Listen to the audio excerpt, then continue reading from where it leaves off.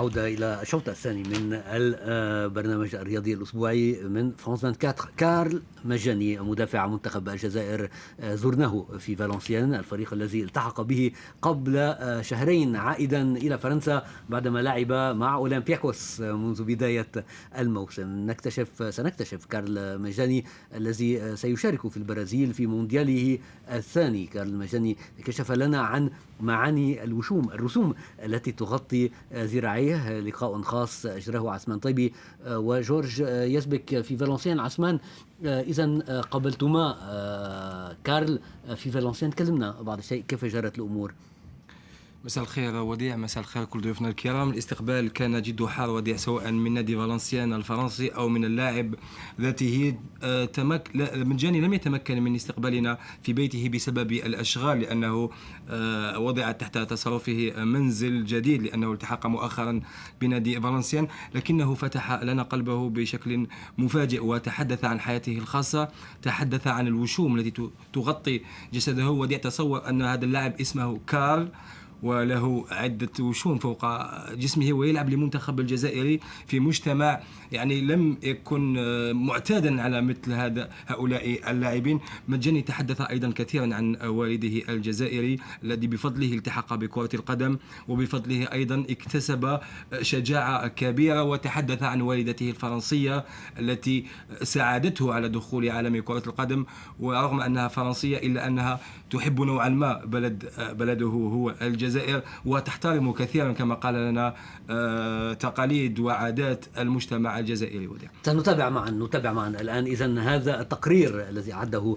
عثمان برفقة جورج يزبك في فالنسيان.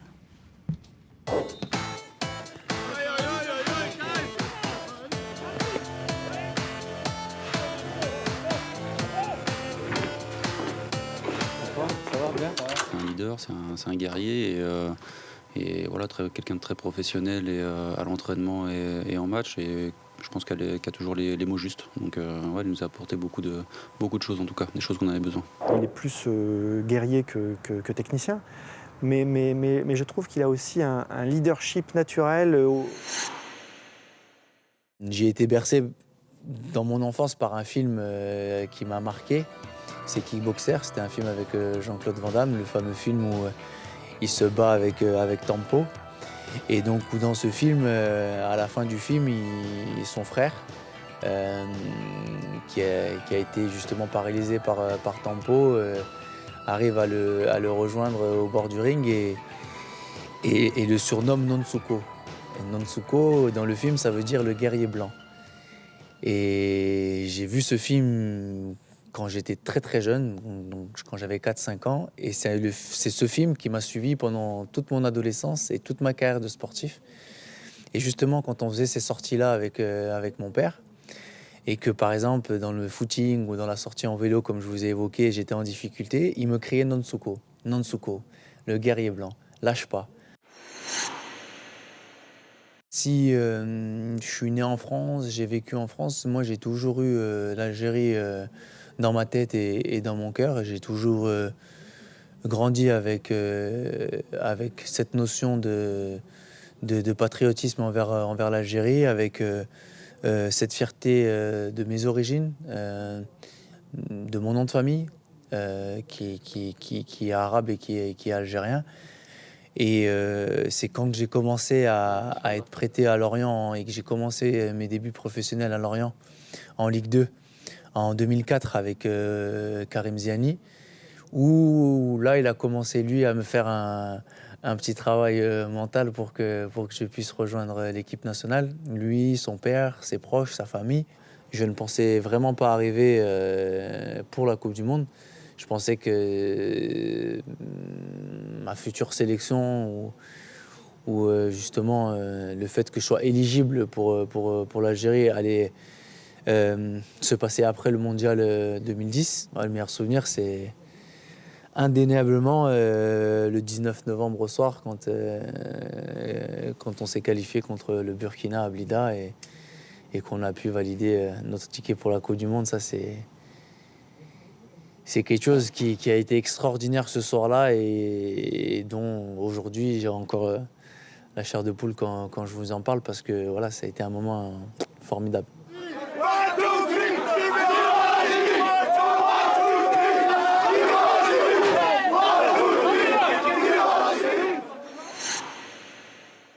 Au départ, c'est vrai que quand je suis arrivé en sélection, c'était un peu difficile parce que je m'étais préparé justement à être dans une situation un peu délicate, à être peut-être pointé du doigt parce que je m'appelais Karl, parce que j'arrivais en plus avec des bras tatoués. Quand le coach adjoint de Rabat-Sadan, Zoher Djeloul, était venu me voir à Ajaccio pour me dire que j'allais être sélectionné et tout ça, j'avais déjà parlé de mes tatouages et tout ça. Il m'avait dit que c'était vraiment pas un problème, qu'on était un peuple compréhensif.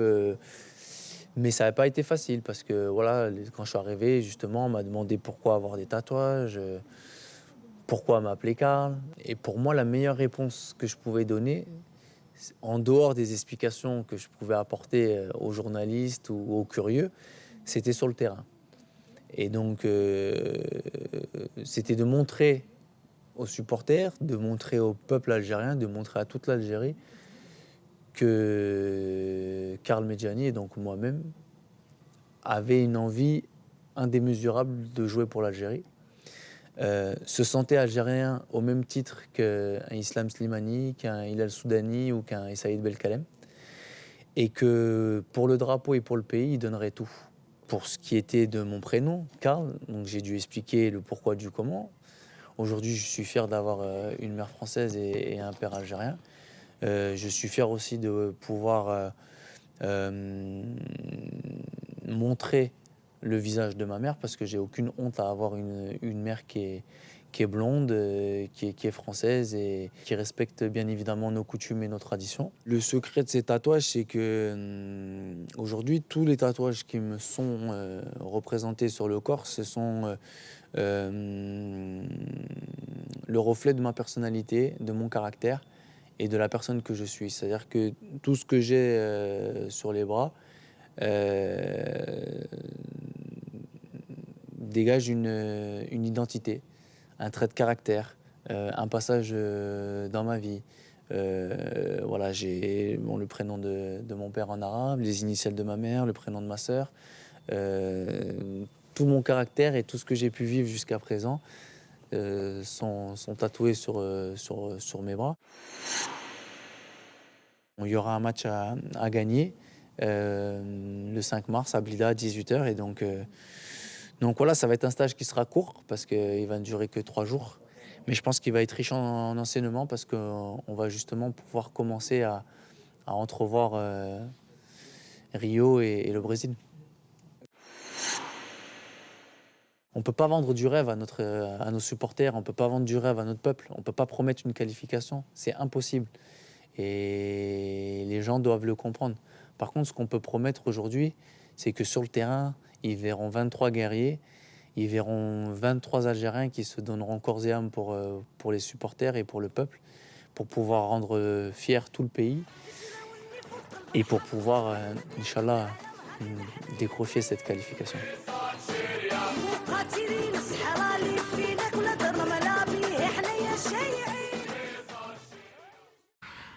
كارل مجاني شاهدناه في النهاية يغادر بسيارته، لا يمتلك الفيراري هو كبعض اللاعبين.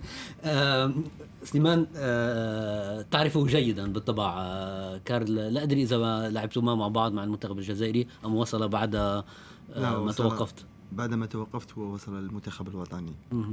وكما لاحظنا الروبورتاج تاع مجاني ويقول بأني لاعب محارب ولاعب عندي شخصية، وأنا كمدرب أو كمدرب في الفريق الوطني اللي راهو على رأس الفريق الوطني يبحث على لاعبين يكونوا كما مجاني، يكونوا محاربين وعندهم شخصية وفوق الميدان أو خارج الميدان.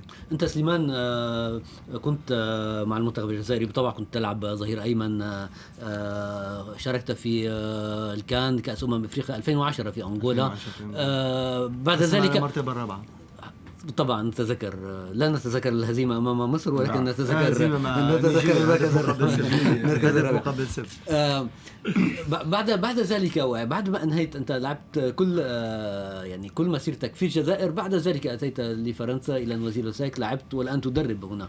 أنا أصبحت مدرب، يعني ندرب الفريق البا تاع فريق نوازي، وهذه تجربة لي. انتقلت من لاعب إلى مدرب، شيء آخر. كمدرب عندك مسؤولية على التدريبات، عندك مسؤولية على البرنامج، عندك مسؤولية على المقابلات، شيء آخر. وحصلت على يعني على إمكانية تدريب الفرق هنا في فرنسا، في الجزائر، وهنا راني نقوم بدأت في الجزائر وأنهيت في فرنسا، والآن لديك شهادة عالية. الحمد لله.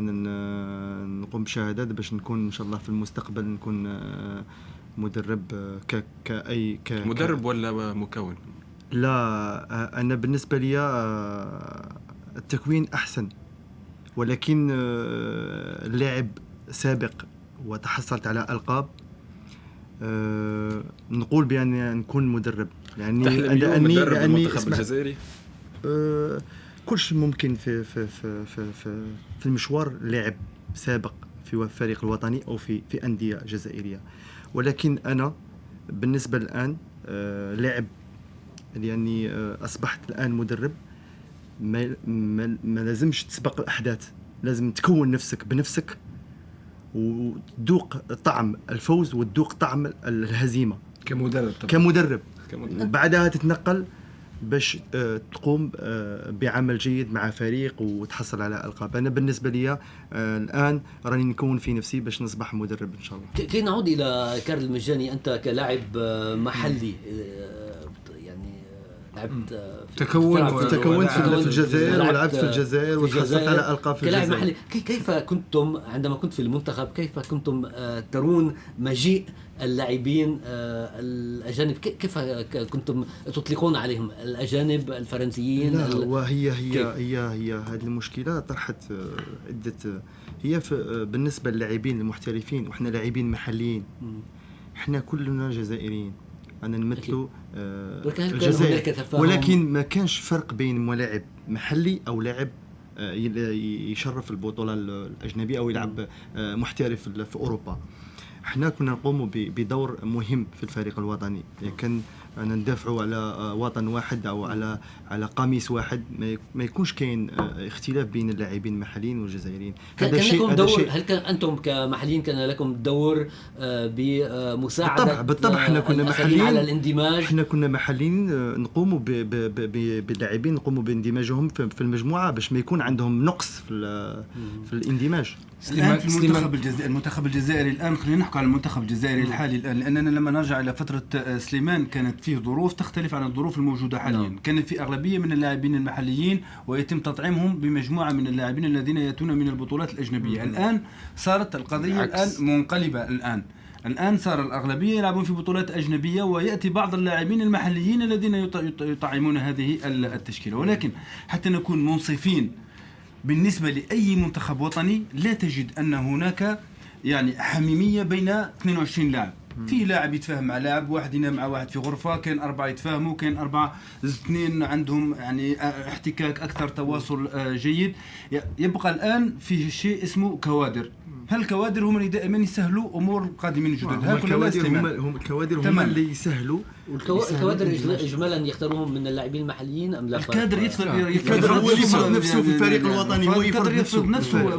ربما محمد هذا المشكل بين المحليين وهم محترفين حاليا والمحترفين والمزوجين في أوروبا، ربما هو ميراث لما حدث في 1986 في مكسيكو. عارفين المشكل؟ مفيش مشكل في مكسيكو. كانت هناك مشكلة. هذه الفكرة، التفكير في أن هناك دائما خلل وسوء تفاهم بين اللاعب المحلي واللاعب اللي يجي من الخارج، هو ربما يعود إلى 1986 ومونديال مكسيكو، والذي حدث آنذاك بين لاعبين المحليين. تختلف الآن، تختلف، ولكن تقعد الفكرة. لا أقصد أن حتى في طريقة إدارة المنتخب الآن مع مثلا مع مجيء محمد الروراوي على رأس الاتحاد الجزائري لكرة القدم الأمور تختلف. حتى اللاعبين يقولوا عكس ذلك تماما. يقول لك أنا عموما سمعنا كارل مجاني وتحدث هذا الأسبوع كنت نقلت خصيصا إلى مدينة نابولي والتقيت ب فوزي غلام الذي قال الحديث نفسه، يعني لا يوجد أي مشكل، لكن ربما التفكير والميارات التي وردناها حتى أن الصحافة الجزائرية عادت مؤخرا إلى ما حدث في 86 ربما هذا يزيد من الإصرار الناس على فهم ماذا يحدث داخل المنتخب. على ذكر محمد وديع، كنت قد طلعت على الصحافة الجزائرية قبل قليل وهنا وقفت على خبر يعني مهم نوعا ما، حيث أن الحديث عن أزمة جديدة داخل المنتخب الجزائري بين محمد الروراوي والمدرب وحيد خليلوزيتش بسبب ربما عدم استدعاء بلفضيل وبودبوز. رئيس الفاف ربما يلوم المدرب الجزائري بعدم الاستعانة بهذين اللاعبين، حيث معروف السياسة تاعو، يعني يذهب لاصطياد العصافير النادرة خارج الجزائر، وربما إن لم يستدعي علي لوزيتش كل من بلفضيل وبودبوز ستكون ضربة قاضية ربما للسياسة التي ينتهجها محمد الروراوي، وهذا سينقص ربما من ضمان. هذا قال الشروق شفت على كل حال اليوم، لكن خلينا الآن نحكي من خلال مش من خلال المصادر صحف، نحكي الآن من خلال قواعد إعلامية صحيحة. بالنسبة لمحمد الروراوي يقوم بسياسة أتت أكلها حتى الآن بالتأهل مرتين إلى المونديال. على كل حال هذا شئنا أم أبينا أو عندنا تحفظات على الرجل، يبقى الرجل الآن قام بثورة في المنتخب الجزائري لكرة القدم أحدثها، وبكاريزمته وشخصيته القوية فتمكن من تمكن من فرض هذه القاعدة. الآن المشكلة القائمة الآن هو أن هذه ليس كلام مصادر، هذا كلام يعني الموجود حاليا. من الإدارة كون إدارة قوية، كون إدارة قوية على رأسها هو كون إدارة قوية. الآن في مدرب، فيه مسابقة كأس عالم، وفيه عقد بين المدرب واتحاد. الآن الرجلان يملكان شخصية وكاريزما قويتين، كل واحد في مكانه ويريد أن يبقى مصمم على مواقفه. بالنسبة لرئيس الاتحاد الجزائري لكرة القدم أعطى مهلة إلى 15 آذار مارس، إذا أعطيت إجابة على تمديد العقد نواصل، إذا لم تعطي إجابة سنبدأ في البحث عن مدرب جديد. بعد مرور 15 من آذار الآن منطقيا الاتحاد الجزائري في كرة القدم يبحث عن مدرب للمنتخب. استنى الآن نقول لك الآن شوية تفهم. الآن في أفريل يتم الإعلان عن اسم المدرب الذي يقود المنتخب الجزائري لكرة القدم. بعد أو 17 مش مهم انتخابات في كل الأحوال. بمعنى أن هناك إمكانية أن لا يقود المنتخب، لأنه بعد المونديال مباشرة عندك استحقاقات في شهر سبتمبر. يعني إذا أعلن سؤال إذا أعلن اسم مدرب جديد، هل هذا المدرب الجديد سيقود المنتخب بعد انتهاء عقد خليلوزيتش بعد المونديال لأن المونديال واضح الأشياء للمشاهدين. محمد هذا المشكل اللي حدث الآن نكمل لك الحدث. المشكلة الذي حدث الآن إذن ما يلام على المدرب. لا أبدا لن يرحل قبل مونديال 2014. الآن أوقع لك أنا لن يرحل مستحيل. هل يمكن أن تحرك المنتخب قبل المونديال في ظرف شهرين بعد المونديال يكون القرار؟ لا، القرار 17 أفريل يعلن عن اسم المدرب، ينتقل المنتخب الجزائري إلى البرازيل باسم المدرب الجديد. لأنه نفس المشكل اللي صار مع روجيه لومير في 2008 مع تونس، حبوا روجيه لومير يخرج من المنتخب التونسي، لكن الجامعة التونسية لازم تعطي مبلغ كبير. لا نسقط ما يحدث في دول أخرى على ما هو موجود ما حصل الآن. موجود هو هذا الموجود الآن موجود. لنقارن مع ما حصل مثلا مع المنتخب الفرنسي قبل بطولة أوروبا الأخيرة. الإعلان عن تعيين لوران بلان، لكن الاتحاد الفرنسي هو من كان مترددا في تمديد عقد قبل رحيل دومينيك. لا لا وديع، لا يمكن أن نعمل إسقاطات لمشاكل في بطولات في فاتت على أشياء تحدث الآن. إذا أخذنا لومير أو بلان أو أليلوزيتش، تبدو العلاقة سطحية أنها هناك علاقة موجودة بين الملفات الثلاث، لكن هذا الملف لا علاقة له بهذا. مثلا بالنسبة لوران بلان الاتحاد الفرنسي هو اللي كان رافض، ولكن أما الآن أليلوزيتش متردد وأسبابه عائلية أكثر منها شيء. الآن لماذا مثلا رئيس الاتحاد الجزائري لكرة القدم لا مثلا او لا تعجبه مثلا هذه الطريقه في التعامل مع اللاعبين، مثل بالفضيل لاعب واعد عنده فنيات، اشتغل كثيرا رئيس الاتحاد الجزائري لكرة القدم من اجل اقناعه واستخدامه. كذلك ولكن مدرب لماذا الان تقنيا رياضيا مدرب بحر عثمان، بس لماذا؟ لان المدرب لو كان المدرب التزم مع المنتخب الوطني لمده اطول وقال أنا الآن سألتزم معكم حتى نهاية كأس أفريقيا، أنت الآن يمكن لك أن تكون طليقا في اختياراتك. لكن أن تأتي فقط من أجل المشاركة في المونديال، بعد ذلك توقف اللعب وتخسر المنتخب لاعبين قد يكونون كذلك، نعم قد يكونون يعني زاد وزيادة في المنتخب، فهذا أمر يجعل المسؤول على الاتحاد الجزائري لكرة القدم يفكر مرتين قبل أن يصعد قرار المدرب. والمشكلة هي أن رئيس الاتحادية محمد روراوة أنه يقوم بعمل نقولوا جبار، يجيب لاعبين من فرنسا ومن أوروبا باش يحملوا الألوان الوطنية وباش يكونوا شيء ايجابي في والمدرب ما يدعوهم. انت لعبت في المنتخب الجزائري سليمان، كان لو لم تقوم السلطات العموميه بضخ اموال ومساعدة المنتخب يبقى حل فمه. نعم. الآن بالنسبة للاتحاد الجزائري لكرة القدم صار مستقل ماليا، هذه خطوة كبيرة في الجزائر. هذا نقاش آخر محمد، ولكن لا نحكي الإشهار هو يتمول بالإشهار، والإشهار يقص بعد ذلك من المخزن العمومي. هذا يعني سؤال. الإشهار ما تجيبوش شكون أنت تقنع مثلا بالنسبة للمنتخب الجزائري.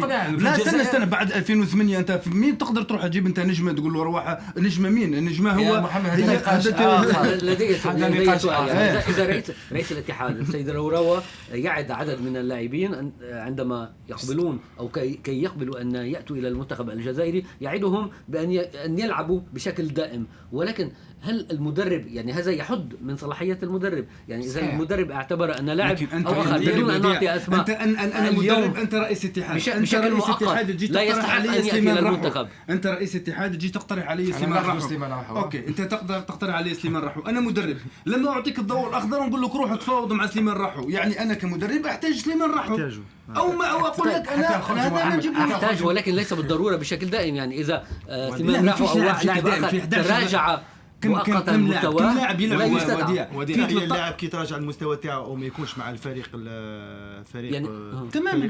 انت الان عندك مشكله في المنتخب الجزائري حتى يعلم منها كثير. يعني بالفضيل اذا تراجع مستوى بالفضيل مؤقتا، من الطبيعي لا يستدعى بشكل مؤقت وان يعود في مرحله لاحقه. اي تماما، هذا المنطق يقول هيك. انا مش ضد المنطق. احنا الان نفسر لماذا الرئيس يتدخل في صلاحية المدرب. إذا كان عندك أنت مدرب عارف أنه مؤقت وسيؤثر على المنتخب والزاد البشري للمنتخب، فأنت عندك تكون حازم. تماما. ان شاء الله ما ياثرش على المنتخب. توعدنا نقاش في هذا الموضوع يكون معنا محمد او يكون الوقت اكثر. نتمنى ذلك. على كل حال البرنامج الان انتهى. كنا سعداء جدا باستضافتكم جميعا. شكرا سليمان على المجيء، سليمان راحو اللاعب المنتخب الجزائري السابق. شكرا لك محمد الوضاحي، بدر الدين. شكرا عثمان طيبي على هذا التقرير الرائع مع كارل المجاني. شكرا لجميع الذين ساهموا في اعداد واخراج هذا البرنامج الرياضي الأسبوعي. شكرا لمتابعتكم، إلى اللقاء.